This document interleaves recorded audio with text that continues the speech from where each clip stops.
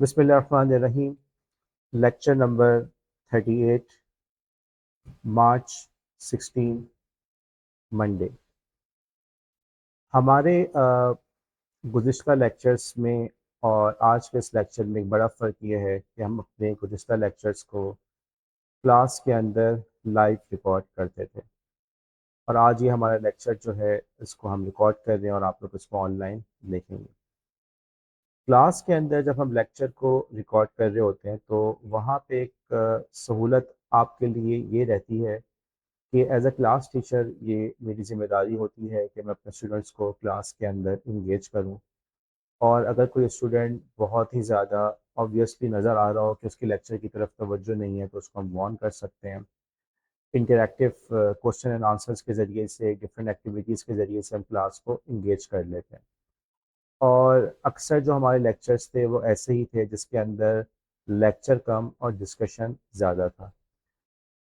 अलबत्ता ये जब हम इन लेक्चर्स को, आने वाले लेक्चर्स को जब हम ऑनलाइन कंडक्ट कर रहे होते हैं तो जो इंटरैक्टिविटी का एलिमेंट होता है वो ख़त्म हो जाता है। और इसी तरीके से अब ये ज़िम्मेदारी स्टूडेंट की और व्यूअर की बन जाती है कि वह तवज्जो के साथ पूरे लेक्चर को खुद गौर से सुने, समझे और देखे। अब कोई टीचर सर पे नहीं खड़ा हुआ, कोई उसको क्लास का एनवायरनमेंट नहीं मिल रहा जो उसको तवज्जो के साथ लेक्चर सुनने पे या लेक्चर पे तवज्जो देने पे उसको मजबूर कर सके। बहरहाल, इसके साथ ही इस वार्निंग या इस तंबीह या इस तवज्जो के साथ अब हम अपने लेक्चर का आगाज़ करते हैं। हम लोग जिस लेक्चर को स्टडी कर रहे थे, हमारा जो लास्ट टॉपिक था वो था गेमिफिकेशन। हमने बात की थी कि गेमिफिकेशन का एजुकेशन में क्या मतलब क्या है। जब हम कहते हैं गेमिफिकेशन इन एजुकेशन तो इससे क्या मुराद है। और हमने इस बात को रियलाइज़ किया था कि गेमिफिकेशन का मतलब ये हरगिज़ नहीं है कि हम अपनी तालीम के अंदर या अपनी एजुकेशन के अंदर गेम्स को यूज़ करें। अगर हम गेम्स के ज़रिए से स्टूडेंट को क्लास में कुछ चीज़ पढ़ा रहे हैं तो वो कहलाएगी गेम बेस्ड लर्निंग। लेकिन अगर हम बात कर रहे हैं गेमिफिकेशन की, तो गेमिफिकेशन से हमारी मुराद ये है कि जो गेम के रूल्स हैं, जो गेम के प्रिंसिपल्स हैं, जो गेम को इंगेजिंग बनाते हैं, जिसकी वजह से बच्चा गेम्स में इंटरेस्ट ले रहा होता है, उन्हीं रूल्स को, उन्हीं प्रिंसिपल्स को, उन्हीं एलिमेंट्स को हम अपनी क्लास के अंदर यूज़ करके हम अपने लेक्चर को भी इंटरेस्टिंग, इंगेजिंग बना सकते हैं। अच्छा, यहाँ एक मज़े की बात थी जो या यूँ कह लें कि एक मैंने इशू की तरफ पॉइंट आउट किया था कि आप लोग का एक सब्जेक्ट है मेथड्स ऑफ टीचिंग, और मेथड्स ऑफ टीचिंग के अंदर आप लोग ने एजुकेशन या टीचिंग के बहुत सारे मेथड्स आप लोग को पढ़ाए जाते हैं। सोक्रेटिस मेथड हो गया, प्रोजेक्ट बेस्ड लर्निंग हो गई, कोलैबोरेटिव लर्निंग हो गई, लेक्चर बेस्ड लर्निंग हो गई, वगैरह वगैरह। अब इस क्लास के अंदर जिसका नाम है ICT in education, what we are trying to do कि we are trying to introduce you to new methods of teaching. और उन न्यू मेथड्स ऑफ टीचिंग जो कि टेक्नोलॉजी को इन्वॉल्व करते हैं, उनमें से एक बड़ा मेथड है गेमिफिकेशन। अच्छा, अब उसके बाद फिर हमने बात की थी गेमिफिकेशन के कौन कौन से प्रिंसिपल्स हैं जिसकी वजह से हमारा जो गेम होता है वो इंटरेस्टिंग हो जाता है। और उसके बाद फिर हमने बात की थी कि गेम्स की वजह से हम लोग का जो कोर्स होता है वो किस तरह से इंटरेस्टिंग हो जाता है, और क्या क्या उसके बेनिफिट्स मिल सकते हैं जब हम उसको क्लास में इम्प्लीमेंट करें। और उसके बाद हमने बात की थी कि वो गेमिफिकेशन के जो प्रिंसिपल्स हैं उनमें से किन किन प्रिंसिपल्स को हम अपनी क्लास के अंदर यूज़ कर रहे हैं। बिकॉज़ हमारी कोशिश ये है कि हम जो कुछ भी इस बीएड में, बैचलर ऑफ एजुकेशन में जो कुछ भी पढ़ रहे हैं उसको थ्योरी तक महदूद ना रखें, उसको हद्दुल इम्कान अपनी वसअत तक, अपनी जितना हमें रिसोर्सेज मिल सकते हैं, हम उन रिसोर्सेज के साथ उन रूल्स को, उन प्रिंसिपल्स को अपनी क्लास के अंदर भी इम्प्लीमेंट करें। तो इसके साथ ही मतलब ये जो टॉपिक है हमारा कि गेमिफिकेशन का हमारे कोर्स में क्या रोल है, हमने गेमिफिकेशन के कौन कौन से पॉइंट्स को इम्प्लीमेंट किया है, ये बड़ा एक इम्पॉर्टेंट पॉइंट है। क्योंकि मेरे पेपर के अंदर ये सवाल आता है कि क्लासरूम के अंदर गेमिफिकेशन को हमने किस तरीके से यूज़ किया है। और दूसरी बात ये भी है कि मैं आपसे भी एक्सपेक्ट करता हूँ, जैसे कि मैं बार बार कह रहा हूँ, कि आपने सिर्फ थ्योरी पे तवज्जो नहीं देनी, आपने उसको रट्टा लगा के या सिर्फ याद कर लेना काफ़ी नहीं है, बल्कि आपने उसको इम्प्लीमेंट भी करना है। तो जब आपने गेमिफिकेशन के इन प्रिंसिपल्स को देख लिया, समझ लिया, अब आपका ये काम है कि आप आइडेंटिफाई करें कि हमारी क्लास के अंदर वो गेमिफिकेशन के प्रिंसिपल्स कहाँ कहाँ और कैसे कैसे यूज़ हो रहे हैं। तो फॉर एग्जांपल अगर हम बात करें कि हमने गेमिफिकेशन का हमारे पास एक रूल हम यूज़ कर रहे हैं पॉइंट्स का। हम एक और सिस्टम यूज़ कर रहे हैं स्कोर बोर्ड का। हमारे पास स्कोर बोर्ड भी बना हुआ है, हम स्कोर बोर्ड को यूज़ कर रहे हैं। हमारे पास प्रैक्टिस लूप्स का ऑप्शन मौजूद है। आप अगर एक दफ़ा क्विज करते हैं तो आपके पास ऑप्शन होता है कि आप दोबारा भी उसको आप जो है दोबारा भी उसको कर सकते हैं। और हम बल्कि बेसिकली हम तो आपको फोर्स कर रहे होते हैं कि आपने जो है एक ही क्विज को एक ही को आपने एक से ज़्यादा दफ़ा करना है। फिर इसके अलावा हमारे पास जो एक फीडबैक का भी ऑप्शन मौजूद है। आप जैसे ही क्विज करते हैं आपके पास फीडबैक आ जाता है। अगर आप गौर करें तो यही चीज़ आपकी क्लास में भी हो रही होती है। It's not just limited to quiz. हम आपको असाइनमेंट्स दे रहे हैं तो हर असाइनमेंट का फीडबैक भी आ रहा होता है। हम आपको फीडबैक की रोशनी में आपको इम्प्रूवमेंट का भी मौका दे रहे होते हैं। तो it's not just limited to quizzes, इसके अलावा भी हम अपनी क्लास के अंदर कम्युनिकेशन के प्रिंसिपल्स को यूज़ कर रहे हैं। अच्छा, फिर हम और आगे चले, हम फीडबैक के बाद हमारे पास एक और ऑप्शन आता है अचीवमेंट थ्रेशोल्ड का। हमारे पास क्वेस्ट का भी है, ऑप्शन है, हमारे पास टाइम कंस्ट्रेंट्स भी है, और इसके अलावा हमारे पास यूज़र एजेंसी का भी ऑप्शन मौजूद है। मैं यहाँ पे गेमिफिकेशन की डिटेल्स में नहीं जाऊँगा। जो मेरा प्रीवियस लेक्चर है वो गेमिफिकेशन के मुतालिक था, और आप उसके मुतालिक कोई भी क्वेश्चन आप मुझसे पूछ सकते हैं। चाहे तो डिस्कॉर्ड पे पूछें, चाहे तो मेरे यूट्यूब कमेंट्स के अंदर भी आप मुझसे सवाल पूछ सकते हैं। अब मैं आज का जो नया टॉपिक है मैं उसकी तरफ जाऊँगा। लेकिन इस नए टॉपिक पे जाने से पहले मैं आपसे कहूँगा कि थोड़ा-सा रिकॉल करें, गेमिफिकेशन से पहले हम लोग किस टॉपिक पे बात कर रहे थे? गेमिफिकेशन से पहले था हमारा टॉपिक लाइफ लॉन्ग लर्निंग। हमने बात की थी कि लाइफ लॉन्ग लर्निंग है क्या, और लाइफ लॉन्ग लर्निंग बज़ाहिर तो बड़ा आसान सा टॉपिक है कि ज़िंदगी भर इल्म का हसूल इल्म की जस्तजू बरकरार रहे, हसूल इल्म के लिए हमारी कोशिश और काविश बरकरार रहे। बज़ाहिर ये बड़ा आसान सा टॉपिक है, लेकिन फिर हमने देखा कि इस आसान से टॉपिक का इम्पैक्ट बहुत ज़्यादा है। ये चीज़ जो है एक ऐसी चीज़ है जिसका हमारे ज़िंदगी के हर दायरे अमल के अंदर, एवरी वॉक ऑफ लाइफ के अंदर हम कह सकते हैं कि लाइफ लॉन्ग लर्निंग की हमें इम्प्लीमेंटेशन की इम्पोर्टेंस हमें नज़र आ रही है। और most importantly as a teacher हम इस बात को कह सकते हैं कि एक टीचर के लिए तो लाइफ लॉन्ग लर्निंग इंतहाई इम्पॉर्टेंट है। अगर एक टीचर लाइफ लॉन्ग लर्निंग के ऊपर अमल नहीं कर रहा, अगर उसके अंदर हसूल इल्म का तलब, हसूल इल्म का जस्तजू ख़त्म हो चुकी है, then he is not a good teacher. फिर हमने बात की थी कि लाइफ लॉन्ग लर्निंग के ऊपर जब हम प्रैक्टिकली लाइफ लॉन्ग लर्निंग करने जाते हैं तो इसके अंदर हमें कौन कौन से इश्यूज़ का सामना करना पड़ता है और क्या क्या चैलेंजेस होते हैं। और उसके अंदर हमें एक बड़ा ही इम्पोर्टेंट पॉइंट नज़र आया था कि लाइफ लॉन्ग लर्निंग के जितने भी चैलेंजेस हो, जितने भी इश्यूज़ हों, उन तमाम इश्यूज़ के ऊपर हम बहुत बखूबी ओहदा बरा हो सकते हैं, हम बखूबी उन प्रॉब्लम्स को सॉल्व कर सकते हैं। अगर हमारे पास कोई प्रैक्टिकल रोल मॉडल हो, अगर हमारे पास एक रोल मॉडल होता है तो हमारे अंदर खुद ब खुद काम करने का शौक और जज्बा पैदा होता है। वी स्टार्ट टू रियलाइज कि ये चीज़ इम्पॉसिबल नहीं है। वरना बहुत आसान होता है हिम्मत हार देना कि यार नहीं हो पाएगा, मुश्किल है। लेकिन अगर आपके पास एक मॉडल है, एक रोल मॉडल है, तो आपके अंदर खुद ब खुद एक जज्बा बेदार होता है, जब वो कर सकता है तो हम क्यों नहीं कर सकते।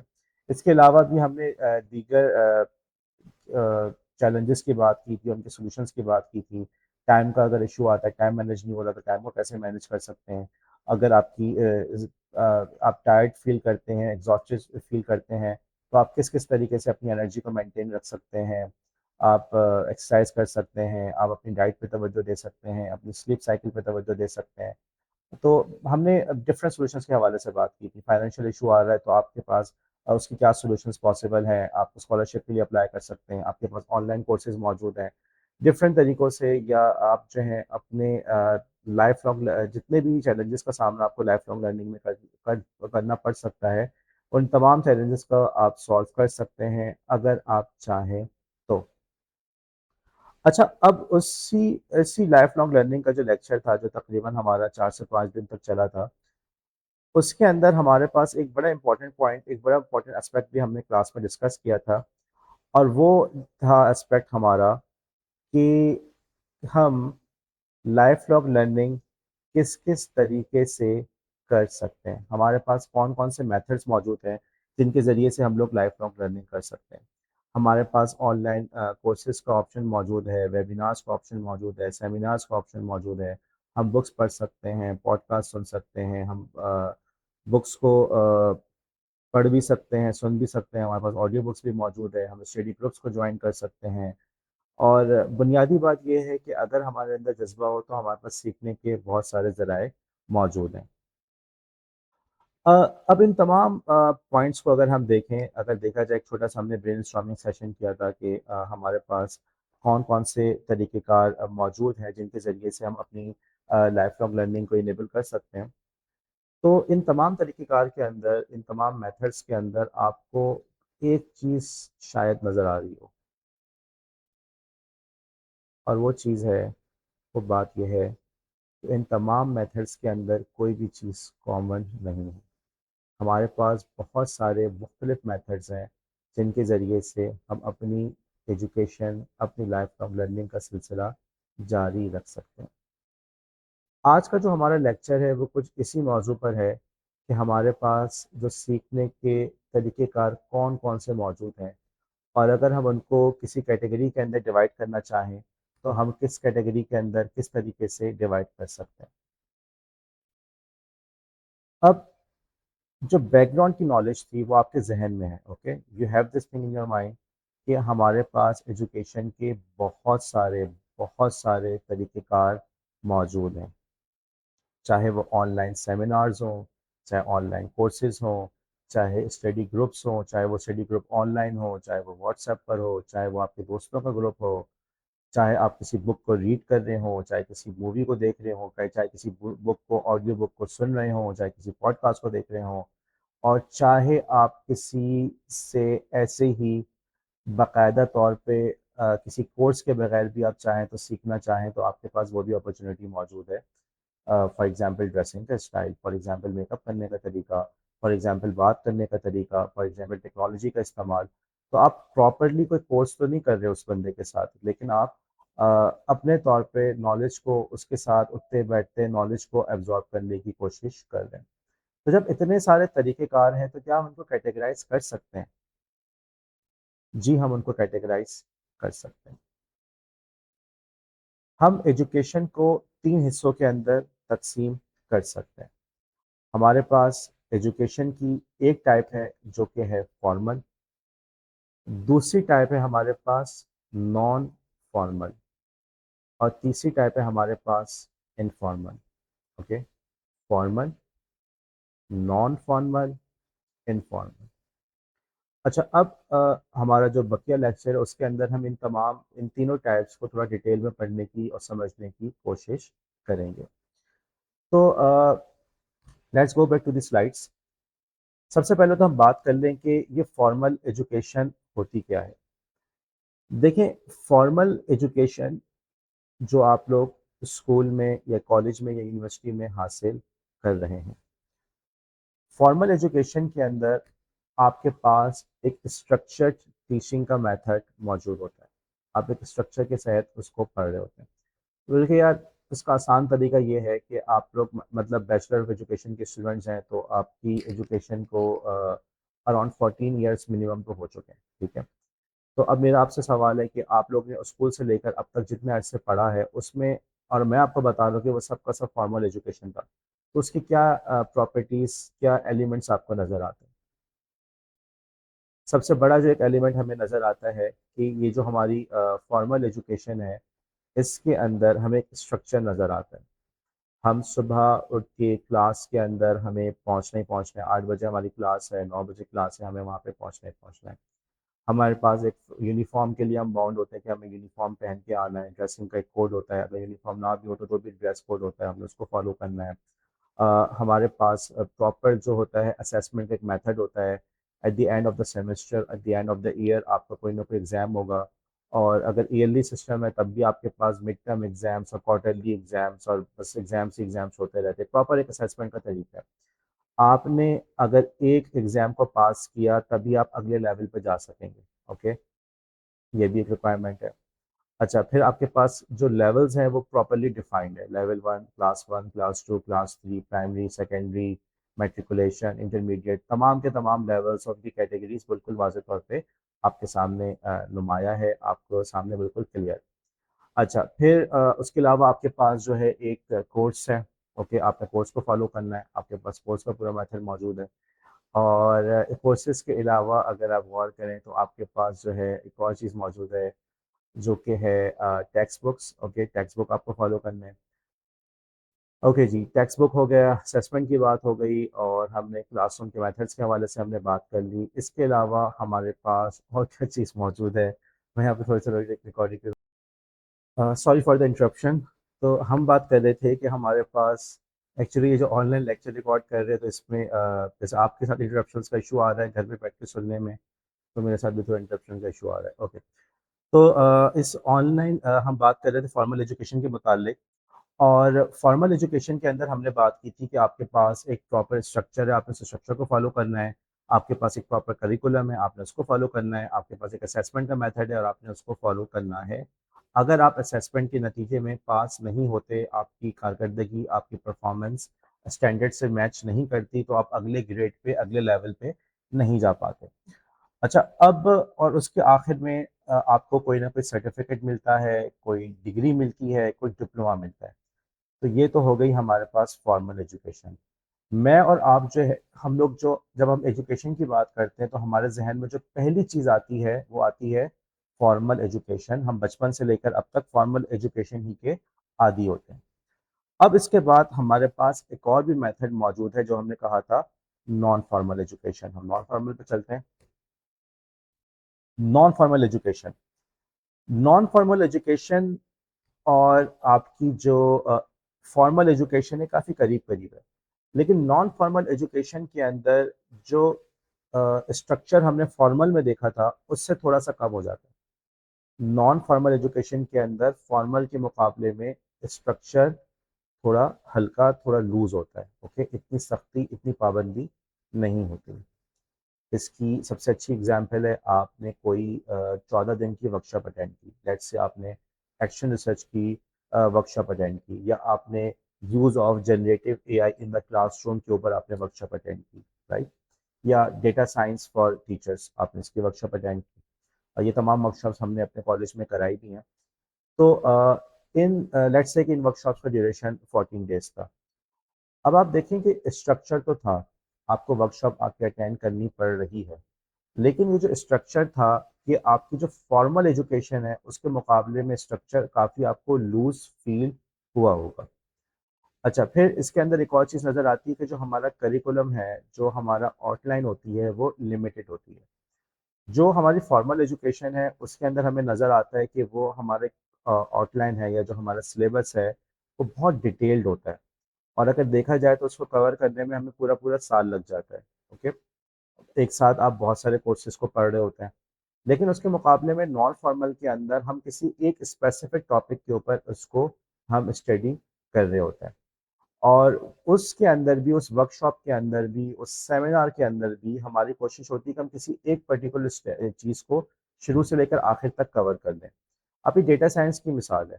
अब यही डेटा साइंस अगर आप फॉर्मल एजुकेशन में पढ़ रहे हो तो आपको उसके अंदर पूरा सेमेस्टर आपको उसमें लगेगा, और शायद मुमकिन है आपको एक सेमेस्टर से ज़्यादा लग जाए।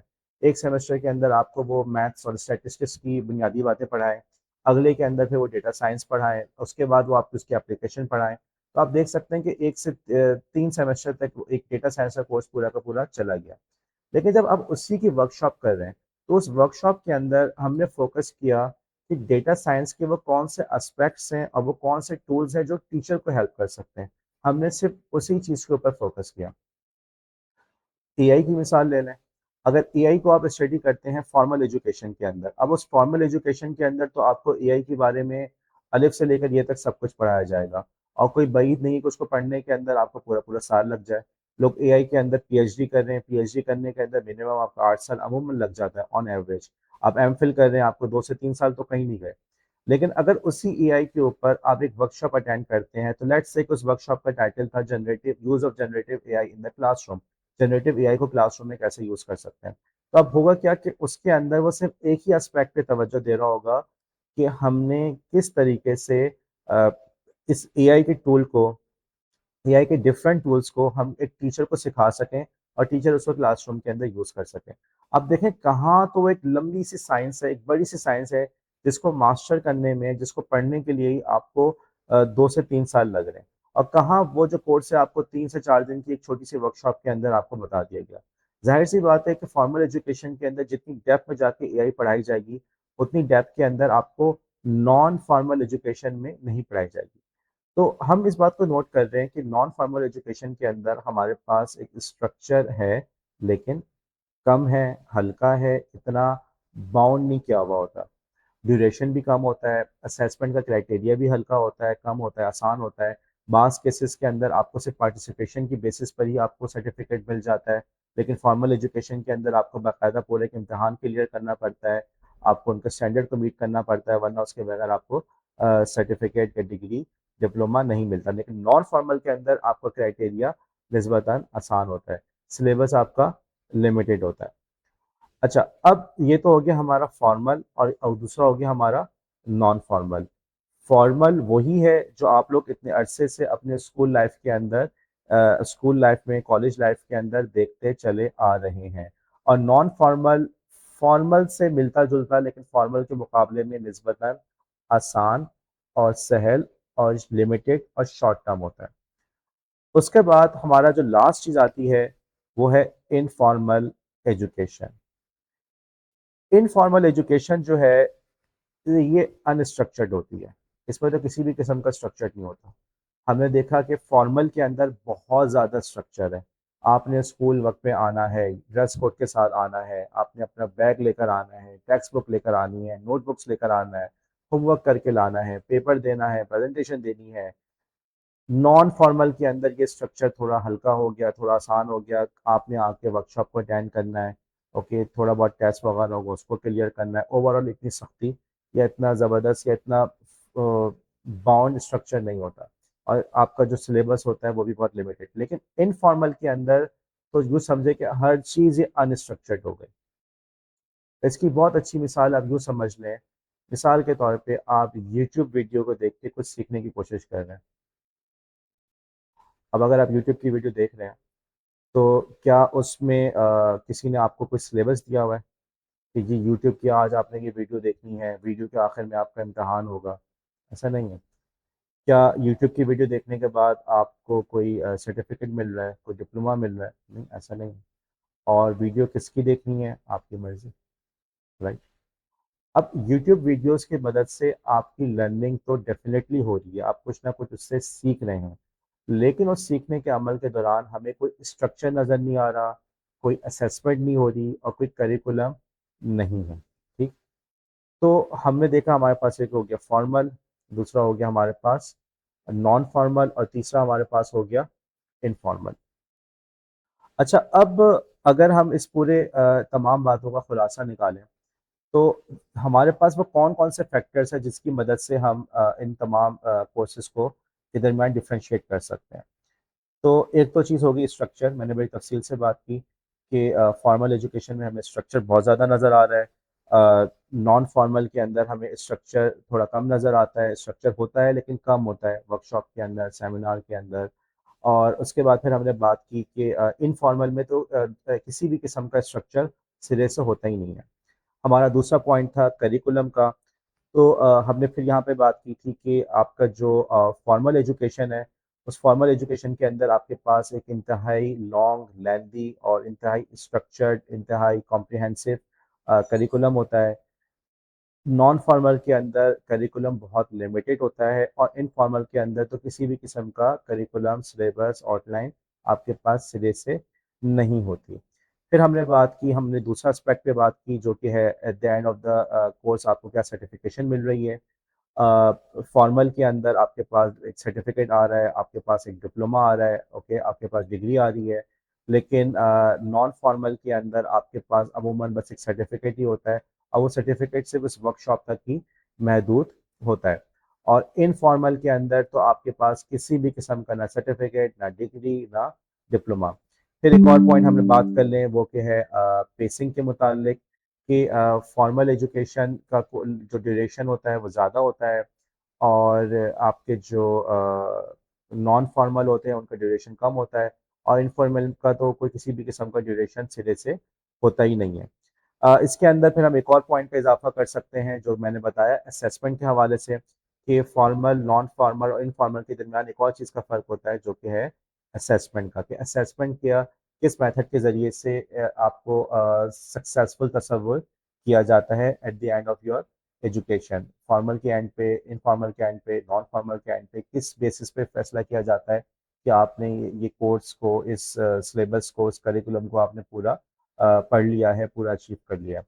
अच्छा, जो इनफॉर्मल है तो उसमें तो जाहिर सी बात है किसी भी किस्म की असेसमेंट सिरे से होती ही नहीं है। अच्छा, ये जो हमने जो चार की फैक्टर्स हैं, ये चार तो नहीं रहे, ये बेसिकली पांच हो गए। इसमें असेसमेंट को भी हमने ऐड कर दिया तो ये पांच हो गए, स्लाइड इनकम्प्लीट है।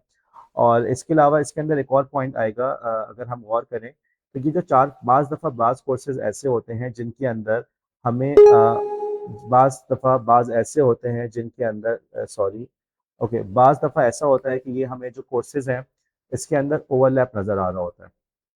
ओके, जैसे बाज़ कोर्सेज के अंदर आपको कुछ इनफॉर्मल भी नज़र आता है और उसी के अंदर आपको नॉन फॉर्मल का टच भी नज़र आ रहा होता है।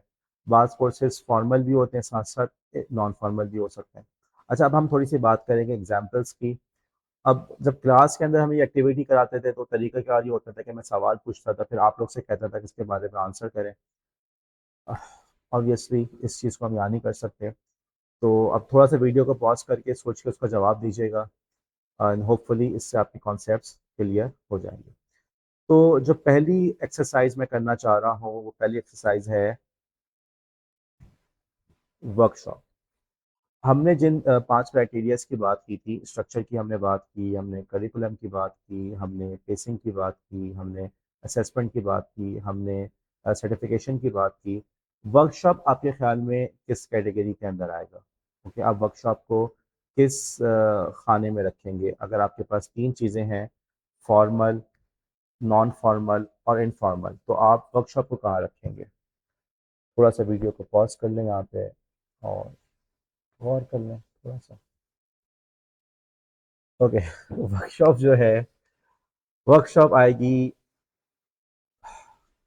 अब ये चीज़ क्लास में हो रही होती ज़्यादा मज़ा आता, चलें खैर।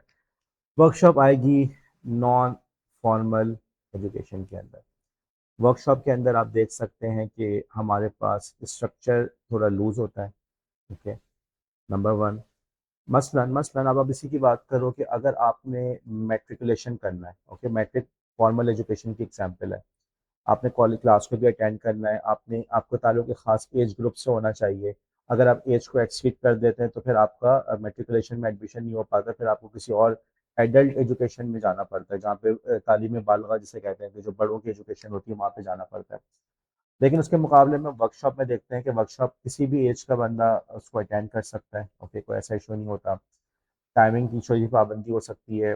ओके, अच्छा, मुमकिन है आप वर्कशॉप ऑनलाइन अटेंड कर रहे हैं तो उसकी टाइमिंग की भी पाबंदी नहीं है। वर्कशॉप का ड्यूरेशन है, आपने उसको पूरा अचीव करना है। वर्कशॉप के टेस्ट वगैरह आपने देने हैं, आखिर में आपको एक सर्टिफिकेट मिल रहा है which will be only be for the workshop.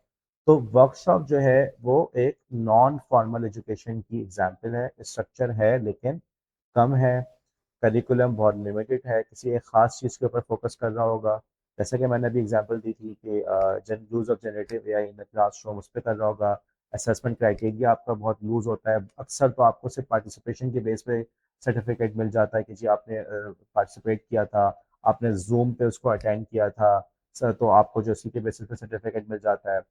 और इसके अलावा पेसिंग ये होती है कि वर्कशॉप का ड्यूरेशन बहुत शॉर्ट होता है। बाज़ दफ़ा हमारी 1 डे की वर्कशॉप होती है, 2 दिन की वर्कशॉप होती है, और एक्सेप्शनल केसेस के अंदर वो 14 डेज तक भी चली जाती है।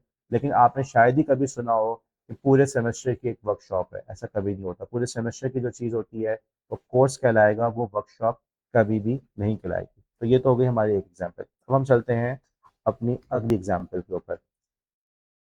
अगली एग्जाम्पल है हमारी सेमिनार। जी, सेमिनार आपके ख्याल में कौन सी कैटेगरी में आएगा? फॉर्मल में, या नॉन फॉर्मल में, या इनफॉर्मल में? ओके, इनफॉर्मल में किस कैटेगरी में लेकर आएंगे? अह, तो अगेन वीडियो पॉज करें, थोड़ा सा गौर करें, थोड़ा सा सोचें, फिक्र करें और उसके बाद जवाब दें। आई होप आपने वीडियो पॉज की होगी, आई होप आपने जवाब देने की कोशिश की होगी। सेमिनार जो है वो आता है नॉन फॉर्मल एजुकेशन के अंदर। ओके, जो आपकी सेमिनार्स के अंदर, ओके, सेमिनार्स मोस्ट केसेस में 1 से 2 डेज के होते हैं। ठीक, आपने सेमिनार को सिर्फ अटेंड करना होता है, डिफरेंट स्पीकर्स आते हैं, डिफरेंट एस्पेक्ट्स पे बात कर रहे होते हैं। थीम है, एक बेसिक थीम होती है सेमिनार की, लेकिन डिफरेंट स्पीकर्स उसी थीम के डिफरेंट एस्पेक्ट्स के हवाले से बात कर रहे होते हैं। अमूमन हमें कोई भी किसी भी किस्म की असेसमेंट नज़र नहीं आती सेमिनार के अंदर, और बहरहाल सेमिनार अटेंड करना होता है, जाके बैठना तो होता है। बाज़ दफ़ा पहले से रजिस्ट्रेशन करवानी होती है। आजकल अब आपके वेबिनार्स भी हो रहे हैं, जूम पर ही लोग सेमिनार पूरा का पूरा कंडक्ट कर देते हैं, और सेमिनार के एंड पे आपको जो है सर्टिफिकेट्स वगैरह भी मिल जाते हैं। तो बहरहाल इस तरीके से सेमिनार्स कंडक्ट हो रहे हैं। तो ये सेमिनार जो हैं वो आपके पास एक नॉन फॉर्मल एजुकेशन की एग्जाम्पल है। हम चलते हैं अगली एग्जाम्पल के ऊपर। अगली एग्जाम्पल है हमारी ऑनलाइन कोर्सेज। जी, ऑनलाइन कोर्सेज जो है ऑनलाइन कोर्सेज जो है वो आपके ख्याल में फॉर्मल होंगे, इनफॉर्मल होंगे, या नॉन फॉर्मल होंगे? आपको क्या ख्याल है? ऑनलाइन एजुकेशन को, ऑनलाइन कोर्सेज को आप किस कैटेगरी में रखेंगे? अब तो सोच लें, अब तो बाकायदा सोचना पड़ेगा आपको। लेट्स से कि आपने कहा कि ऑनलाइन एजुकेशन जो है वो नॉन फॉर्मल होती है। एज्यूम कर रहा हूँ, okay, I do not have access to you guys, तो मैं एज्यूम कर रहा हूँ कि आप में से अक्सर ने शायद यही सोचा हो कि ऑनलाइन कोर्सेज जो होते हैं वो नॉन फॉर्मल होते हैं। अच्छा, अब let's go to this slide. अब मेरा आपसे सवाल है, अगर आपका ये जो ऑनलाइन एजुकेशन है, ऑनलाइन कोर्स है, और आप लेट्स से कि आप वर्चुअल यूनिवर्सिटी ऑफ पाकिस्तान से अपनी बैचलर्स ऑफ कंप्यूटर साइंस की डिग्री ले रहे हैं, या वर्चुअल यूनिवर्सिटी ऑफ पाकिस्तान से आप बैचलर ऑफ एजुकेशन की डिग्री ले रहे हैं, तो अब ये फॉर्मल कहलाएगा या नॉन फॉर्मल कहलाएगा या इनफॉर्मल कहलाएगा? देखा तुमने यहाँ पे बात को? ऑनलाइन एजुकेशन तो हो रही है, ऑनलाइन कोर्स तो हो रहा है, लेकिन आप कर क्या रहे हैं? आप बैचलर्स कर रहे हैं, आप बैचलर्स ऑफ साइंस कर रहे हैं, आप एमफिल इन कंप्यूटर साइंस कर रहे हैं। बैचलर ऑफ साइंस को या बैचलर ऑफ कंप्यूटर साइंस को, या कोई एक बंदा ऐसा है जो कहे कि जी ये बैचलर ऑफ साइंस जो होता है, या एमफिल इन एजुकेशन जो होता है, या एमफिल इन कंप्यूटर साइंस जो है वो नॉन फॉर्मल है? हम में से हर शख्स इस बात को तस्लीम करेगा कि बैचलर्स का कोर्स हो, एमफिल हो, एमएस हो, पीएचडी हो, ये सारी की सारी चीज़ें आती हैं फॉर्मल एजुकेशन के अंदर। अलबत्ता means of delivery of the content वो ऑनलाइन हो रहा है। हमें लेक्चर्स ऑनलाइन मिल रहे हैं, लेकिन ऑनलाइन एजुकेशन के बावजूद ये चीज़ किस कैटेगरी में आएगी? फॉर्मल एजुकेशन के अंदर। क्योंकि ऑनलाइन आप एक ऐसा कोर्स कर रहे हैं, आप एक ऐसा डिग्री प्रोग्राम के अंदर हैं जो फॉर्मल एजुकेशन के जुमरे में आता है। आप ऑनलाइन तो पढ़ रहे हैं, लेकिन ऑनलाइन के बावजूद आपके पास एक पूरा का पूरा स्ट्रक्चर है। ओके, आप सेमेस्टर 1 में होंगे, सेमेस्टर 1 क्लियर करेंगे तब सेमेस्टर 2 में जा सकेंगे, सेमेस्टर 2 क्लियर करेंगे तब सेमेस्टर 3 में जा सकेंगे। पूरे के पूरे 8 सेमेस्टर क्लियर करेंगे, और आपकी CGPA let's say more than 2.5 होगी, तभी आपको डिग्री मिलेगी, वरना आपको डिग्री नहीं मिलेगी। तो स्ट्रक्चर है, तो स्ट्रक्चर ही तो है। पूरा का पूरा आपके पास एक लेंथी करिकुलम है जिसके अंदर कंप्यूटर साइंस के तमाम एस्पेक्ट्स को कवर करने की कोशिश की गई है। उसके अंदर हार्डवेयर भी आ रहा है, सॉफ्टवेयर भी आ रहा है, AI भी आ रहा है, सॉफ्टवेयर डेवलपमेंट भी आ रहा है, सॉफ्टवेयर की मैनेजमेंट भी आ रही है, सब कुछ उसके अंदर, डेटाबेसिस के कोर्सेज है, बेतहाशा चीज़ें डाली हुई हैं, इतना सारा उसके अंदर करिकुलम है। तो भाई ये तमाम चीज़ें फॉर्मल एजुकेशन में आती हैं। पेसिंग आप देख लो कि पूरे 4 साल के अंदर जाके, एक मिनिमम 4 साल के अंदर जाकर ही आप इस कोर्स को, इस डिग्री को अचीव कर पाएंगे, और आखिर में आपको एक डिग्री मिल रही है, राइट? तो ऑल्दो आप ऑनलाइन एजुकेशन कर रहे थे, लेकिन जो ऑनलाइन एजुकेशन का प्रोग्राम था वो फॉर्मल एजुकेशन के जुमरे में आता है, क्योंकि आपने एडमिशन लिया था बैचलर्स ऑफ कंप्यूटर साइंस के अंदर। ओके, तो आइंदा अगर आपसे कोई शख्स ये सवाल पूछे कि भाई मैं जो हूँ ऑनलाइन एजुकेशन किस ज़ुमरे में आता है, ऑनलाइन कोर्स फॉर्मल है या नॉन फॉर्मल है या इनफॉर्मल है। तो आपने ये कहना है कि भाई आज के दौर में ऑनलाइन कोर्सेज के ज़रिए से तो बहुत कुछ डिलीवर किया जा रहा है। आप मुझे ज़रा ये तो समझाएं कि इसमें क्या-क्या चीज़ें किस किस पर्टिकुलर कोर्स की बात कर रहे हैं? थोड़ा-सा उसको और डिफाइन करें। तब जब चीज़ डिफाइन हो जाएगी तब मैं आपको बता सकूंगा कि वो नॉन फॉर्मल में आएगा या इनफॉर्मल में आएगा या फॉर्मल में आएगा। ओके। सिर्फ ऑनलाइन के लफ्ज से ये ना समझे कि वो ऑटोमेटिकली नॉन फॉर्मल हो गया, क्योंकि आज के दौर में हम ऑनलाइन रिसोर्सेज को यूज करते हुए पूरी पूरी डिग्रीज हम डिग्री प्रोग्राम्स को कंडक्ट करा रहे हैं। ओके। अच्छा, अब इसी ऑनलाइन कोर्स की एक और एग्जांपल भी हो सकती है जो कि कहलाएगी नॉन फॉर्मल। मसलन आप ऑनलाइन कोई कोर्स कर रहे हैं, आप EDX पे कोर्स कर रहे हैं, आप कोर्स एरा पे कर रहे हैं, आप सिस्को की नेट एकेडमी पे कर रहे हैं, आप डिजी स्किल्स पे कर रहे हैं, आप ऑनलाइन एक कोर्स कर रहे हैं। ओके। लेट से आपने कहा कि मैं डिजी डिजी स्किल्स पे मैं डिजिटल मार्केटिंग का कोर्स करूंगा।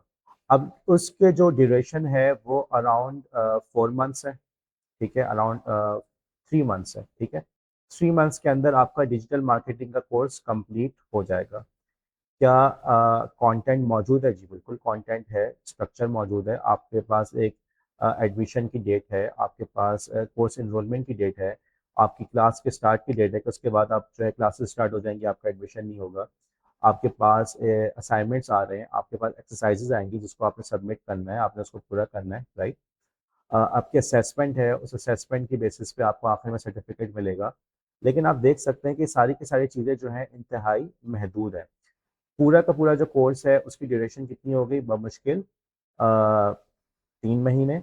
और उन 3 महीने के अंदर आपको इस कोर्स को कवर मतलब सिर्फ एक पर्टिकुलर कोर्स पढ़ाया जा रहा है डिजिटल मार्केटिंग का।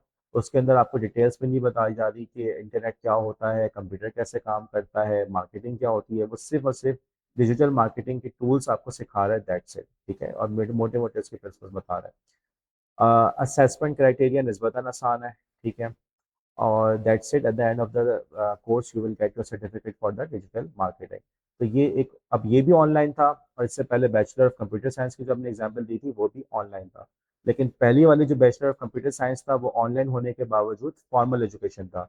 और ये जो आप डिजिटल मार्केटिंग का कोर्स कर रहे हैं, ऑनलाइन कोर्स कर रहे हैं, ये नॉन फॉर्मल एजुकेशन की एग्जाम्पल है। ओके।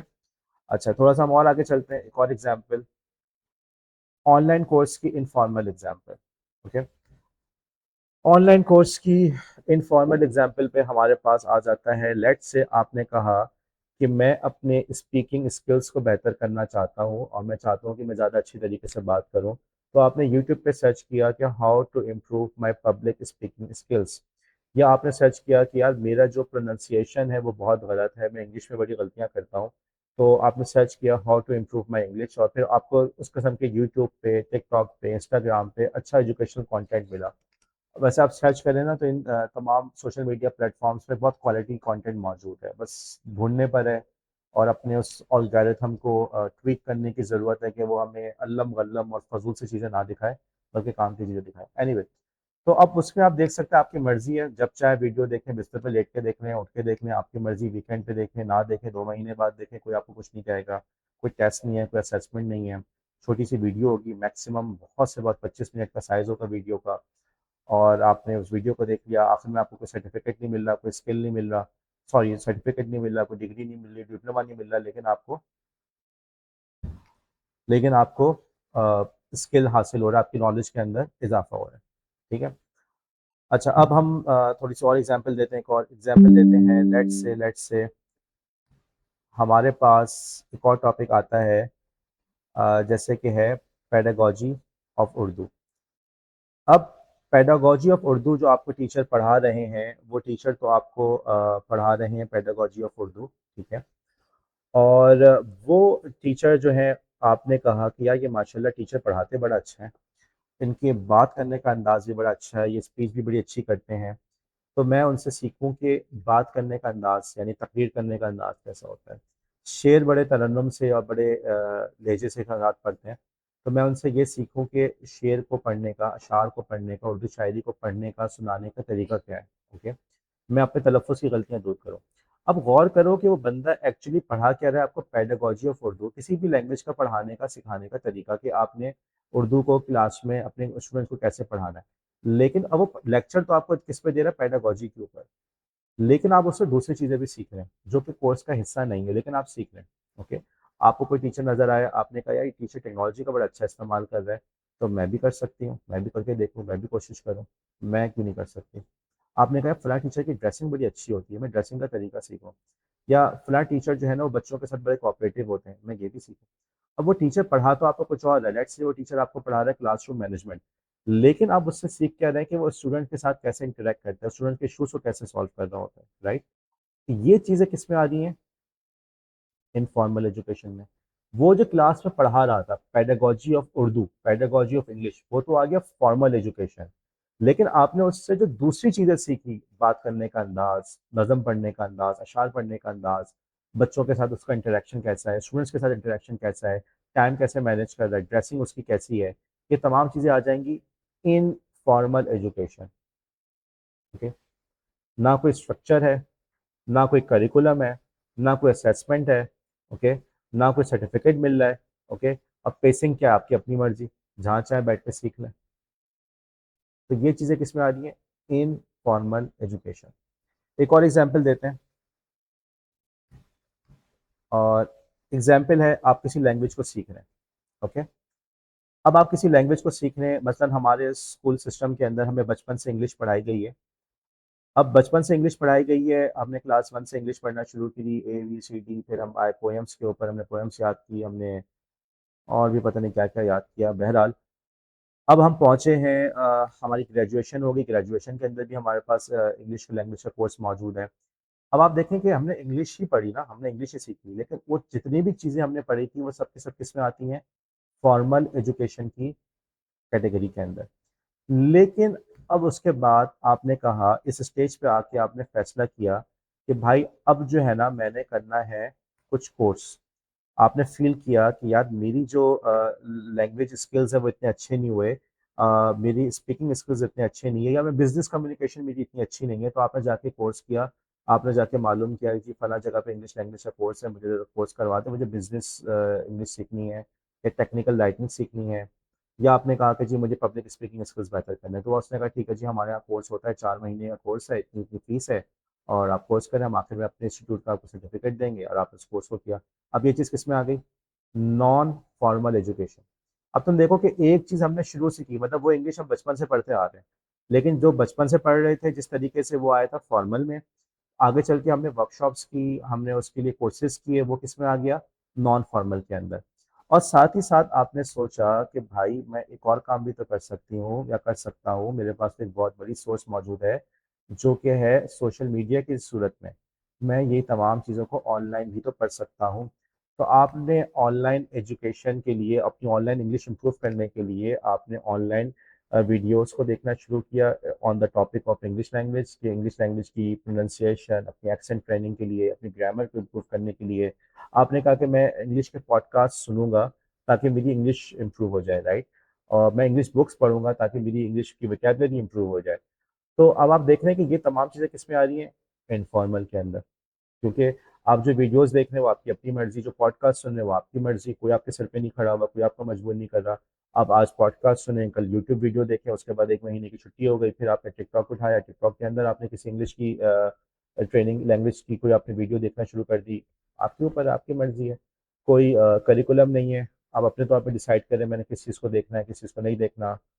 कोई असेसमेंट का मेथड नहीं है, कोई सर्टिफिकेट नहीं मिल रहा, अलबत्ता आपको सीखने का मौका मिल रहा है। तो अब आप देख रहे हैं कि एक ही लैंग्वेज, एक ही चीज़ है ना, इंग्लिश लैंग्वेज को सीख रहे हैं, लेकिन उसी को सीखने के हमने फॉर्मल तरीका भी देख लिया, हमने नॉन फॉर्मल भी देख लिया, और हमने इनफॉर्मल भी देख लिया। तो अब मैं यहाँ पे इस लेक्चर को बस मैं यहाँ पे रैप अप करता हूँ। हमने देखा कि हमारे पास एजुकेशन के हासिल करने के हमारे पास बहुत सारे तरीके हैं, और उन तरीकों की रोशनी में हमने इस बात को रियलाइज़ किया कि हम अपने इन इसको कैटेगरीज में डिवाइड कर सकते हैं। तो हमने देखा कि सबसे जो एक मेन कैटेगरी है एजुकेशन को, हम 3 कैटेगरीज में डिवाइड कर सकते हैं, फॉर्मल, नॉन फॉर्मल और इनफॉर्मल। फॉर्मल एजुकेशन वो है जो आप बचपन से अपने स्कूल के अंदर करते चले आ रहे हैं, वहाँ पे आपको एक स्ट्रक्चर भी नज़र आ रहा है, वहाँ पे आपको एक बड़ा सा लेंदी सा करिकुलम नज़र आ रहा है, वहाँ पे आपको एक असेसमेंट का मेथड नज़र आ रहा है, वहाँ पे पेसिंग नज़र आ रही है कि बहुत लंबी पेसिंग होती है, ठीक है, आपको कई कई साल लग जाते हैं उस चीज़ को हासिल करने में। उसके मुकाबले में आपने देखा कि नॉन फॉर्मल के अंदर स्ट्रक्चर होता है लेकिन थोड़ा सा लूज होता है, थोड़ा कम होता है, इतनी सख्ती नहीं होती उसके अंदर। ओके। और उसके अंदर उस नॉन फॉर्मल के अंदर आपके पास इतनी सख्ती नहीं होती है, आप निस्बतन उसको आराम से कर लेते हैं, ठीक है।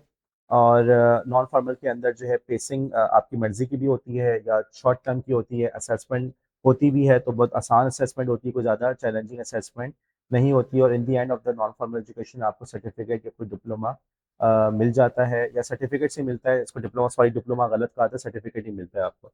और बाज़ दफ़ा तो आपको सिर्फ पार्टिसिपेशन के बेसिस में मिल जाता है। और फिर आखिरी चीज़ आ गई आपके पास इनफॉर्मल एजुकेशन। इनफॉर्मल एजुकेशन के अंदर हमने देखा, सॉरी स्लाइड आगे चली गई। इनफॉर्मल एजुकेशन के अंदर हमने देखा कि आपके पास ऑप्शंस हैं। बेसिकली इनफॉर्मल एजुकेशन आप जिस जिस तरीके से भी अपनी तालीम का सिलसिला जारी रखना चाहें वो आएगा इनफॉर्मल एजुकेशन के अंदर। और आप यूँ समझ लीजिए कि लाइफ लॉन्ग लर्निंग के लिए एक बहुत अच्छा तरीका है हमारे पास इनफॉर्मल एजुकेशन। मैं क्लास में कई दफ़ा इस बारे में बात भी कर चुका हूँ कि आप हर शख्स से कुछ ना कुछ सीखने की कोशिश करें, चाहे वो आपका क्लास फेलो हो, चाहे वो आपका टीचर हो। सिर्फ ये ना सोचें कि टीचर ने जो कोर्स का पढ़ाना है हमने सिर्फ वही सीखना है, इसके अलावा भी आप बहुत कुछ सीखने की कोशिश करनी चाहिए, सोचना चाहिए, देखना चाहिए। तो इसके साथ ही हमारा टॉपिक जो है कंप्लीट हुआ, formal, informal, sorry formal, non formal और इनफॉर्मल। और रिकॉर्डिंग क्लोज करते हैं यहाँ पे। कोई भी सवाल हो you can ask me in YouTube comments और डिस्कॉर्ड। Thank you. अल्लाह हाफिज़।